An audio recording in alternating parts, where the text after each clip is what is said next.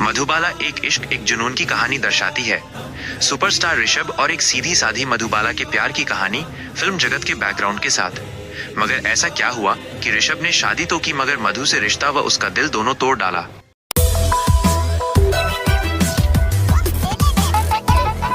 कहानी की शुरुआत होती है पद्मिनी नामक महिला से, जो अपने क्रूर पति बलराज के चंगुल से भाग जाती है क्योंकि वो एक लड़की से गर्भवती होती है और बलराज को लड़का चाहिए होता है। साथ ही वो बलराज की पहली पत्नी से उसकी बेटी त्रिशा को भी ले भागती है।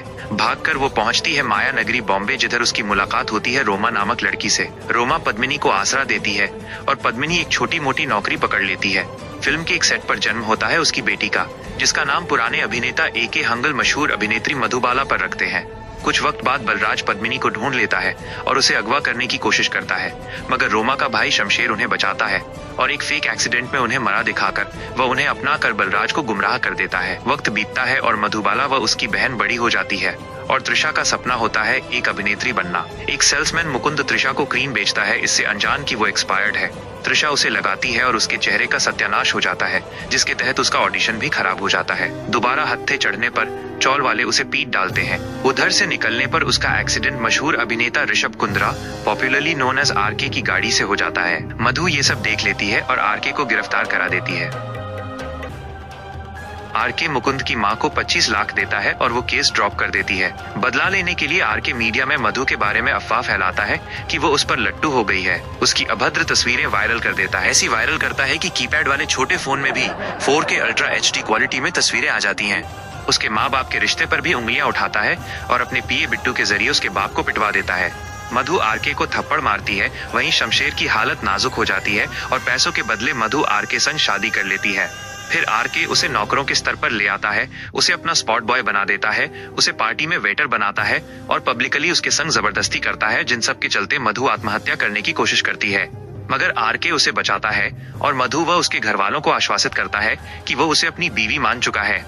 दिखाया जाता है कि आरके की भाभी दीपाली हमेशा उसे सेक्सुअली हरास करती रहती है, मगर वो हमेशा उसे इग्नोर करता है। बाद में आरके को कोई गोली मार देता है और डॉक्टर उसे मृत घोषित कर देते हैं। अब बेचारे डॉक्टर को क्या मालूम कि टीवी की बहुओं की भगवान के साथ अलग ही सेटिंग होती है, जिसके तहत अपनी मधु भगवान को कस्में चढ़ाकर अपना मरा पति जिंदा कर लेती है। भांडा फूटता है कि शमशेर ही था इन सब के पीछे, मगर आरके उसे माफ कर देता है।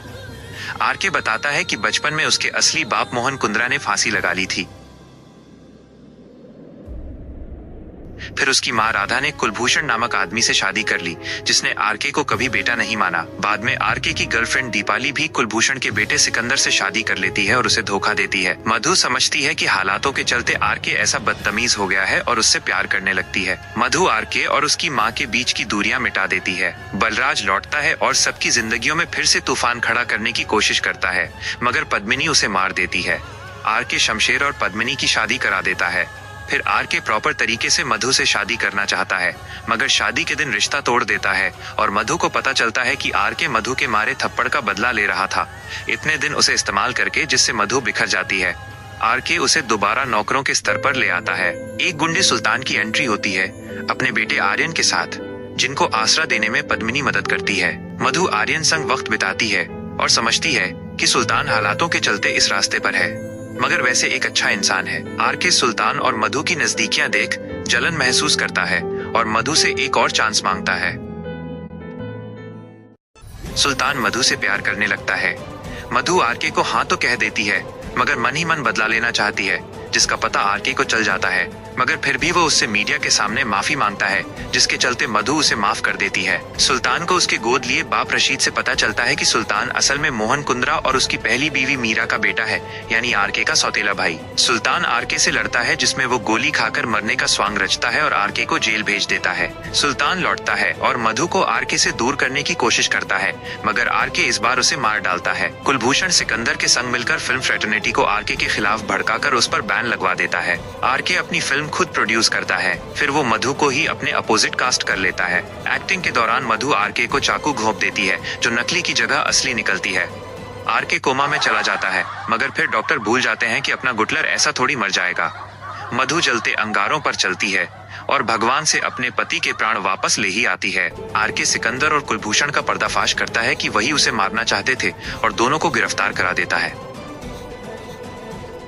इस एक्सीडेंट के चलते आरके की बॉडी की एक साइड पैरालाइज्ड हो जाती है और फिल्म को फीमेल सेंट्रिक बनाया जाता है ताकि मधु पर ज्यादा फोकस रहे। सेट पर आग लग जाती है और आरके मधु को टपाटप भागकर बचा लेता है, जिससे उसका पैरालिसिस ठीक हो जाता है। वाह क्या सीन है। किसी का कोमा अंगारों से ठीक हो रहा है तो किसी का पैरालिसिस आग से।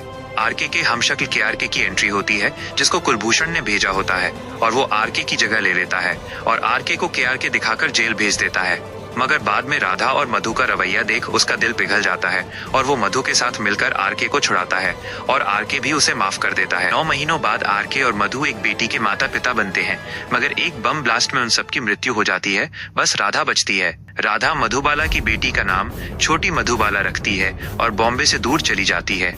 सालों बाद मधु बड़ी होकर हूबहू अपनी माँ जैसी दिखती है और बॉम्बे काम के लिए आती है और बिट्टू के घर रहने लगती है, जिधर बिट्टू की चंडाल जैसी बीवी और बेटी मधु का जीना हराम कर देती हैं। मधु अभय कपूर नामक एक एक्टर की पीए की नौकरी ले लेती है। वक्त बीतता है और अभय मधु से प्यार करने लगता है, पर जैसे ही उसे पता चलता है कि वो आरके की बेटी है, वो उससे नफरत करने लगता है। असल में अभय के पिता हर्षवर्धन पर आरके के घर बम लगाने का इल्जाम लगाया गया था, जिसके चलते उनकी मौत हो गई थी और अभय इसका बदला मधु से लेना चाहता है। इससे अनजान कि असल में अभय की सौतेली माँ पैम और उसके दामाद निखिल ने मिलकर बम लगाकर हर्षवर्धन को फंसाया था, ताकि हर्षवर्धन पर नाम आए और उसकी सारी प्रॉपर्टी पैम कब्जा ले। अभय मधु से प्यार का नाटक करके शादी के दिन उसकी शादी आरके से हूबहू मिलते एक पागल लड़के राजू से करा देता है। अभय राजू और मधु को खूब सताता है, मधु से जूते साफ करवाता है, नौकर बनाकर रखता है, राजू को हरास करता है।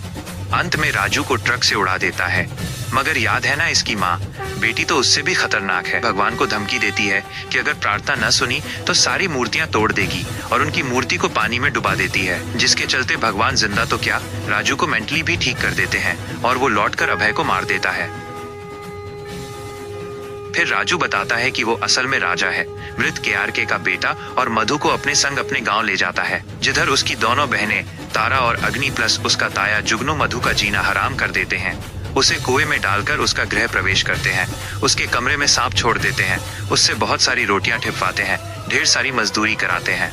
अपने जीजा भानु के भड़काने पर राजा मधु संग बदतमीजी करता है, जिसके तहत मधु राजा को गिरफ्तार करा देती है। राजा की ताई शोभा का एक्सीडेंट हो जाता है और राजा के खून की जरूरत पड़ती है, मगर जेल में होने के कारण वो नहीं दे पाता और शोभा मर जाती है, जिससे राजा और मधु के रिश्ते में दरार आ जाती है। कुछ वक्त बाद मधु को भानु की हकीकत पता चलती है कि केआरके व शोभा की मौत के पीछे राजा को मारने की कोशिश के पीछे, जिसके चलते वो पागल बन गया था, असल में भानु का हाथ था। वो उसका कन्फेशन रिकॉर्ड कर लेती है और भानु को गिरफ्तार कर लिया जाता है। जुगनू मधु से उसके व्यवहार के लिए माफी मांगता है और राजा और मधु दोबारा साथ हो जाते हैं। अंततः एक प्रोड्यूसर राजा और मधु को एक फिल्म ऑफर करता है और दोनों इंडस्ट्री ज्वाइन करते हैं और हमेशा साथ रहते हैं।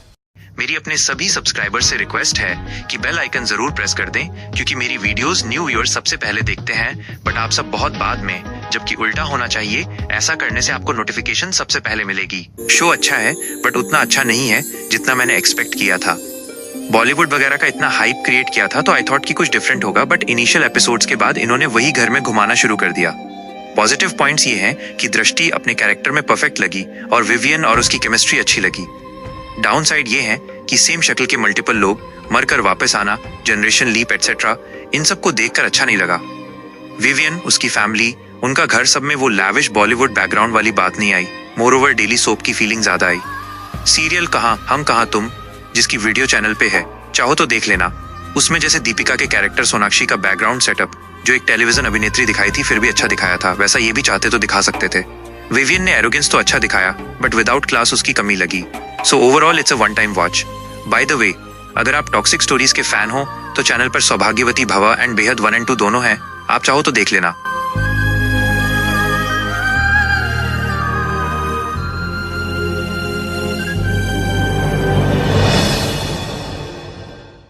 Thanks for watching. ऐसे ही और मनोरंजक कंटेंट के लिए स्टोरीज इन 10 मिनट्स को सब्सक्राइब करिए, लाइक, शेयर और कमेंट करके अपनी प्रतिक्रिया दीजिए और सोशल मीडिया हैंडल्स पर भी फॉलो करिए।